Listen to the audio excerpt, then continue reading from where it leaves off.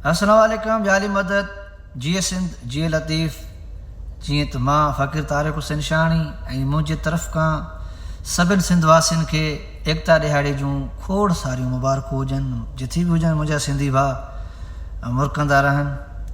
ऐं ही कुझु सिटरूं सिंध जे नाम।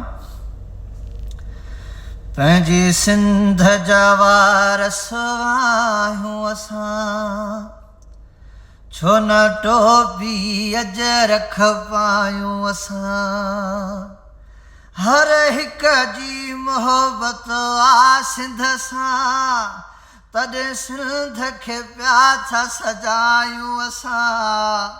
पंहिंजी सिंध जा वारस आहियूं असां, ओ छो न टोपी अज रख पायूं असां।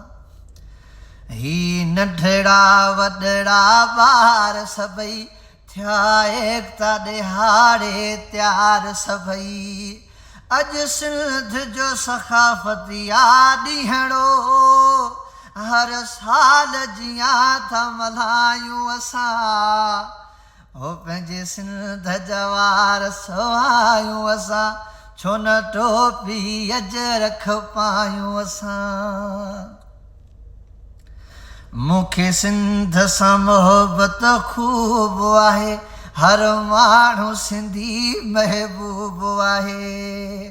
ओ सुहिणी सिंध जे महबूबनि तां सदके, टोपी अज रख तोहफ़ा विरहायूं असां।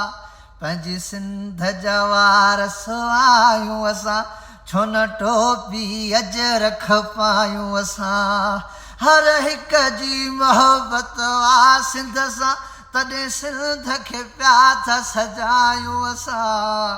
पंहिंजी सिंध जा वारस आहियूं असां, छो न टोपी अज रख पायूं असां।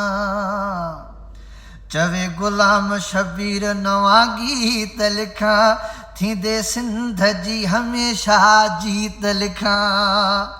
चवे ग़ुलाम शबीर नवां गीत लिखां, ओ थींदे सिंध जी हमेशह जीत लिखां।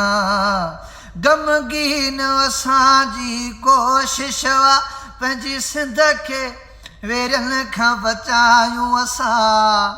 पंहिंजी सिंध जा वारस आहियूं असां, छो न टोपी अज रख पायूं असां। हर हिक जी मोहबत आ सिंध सां, तॾहिं सिंध खे पिया था सजायूं असां। पंहिंजी सिंध जा वारस आहियूं असां, छो न टोपी अज रख पायूं असां।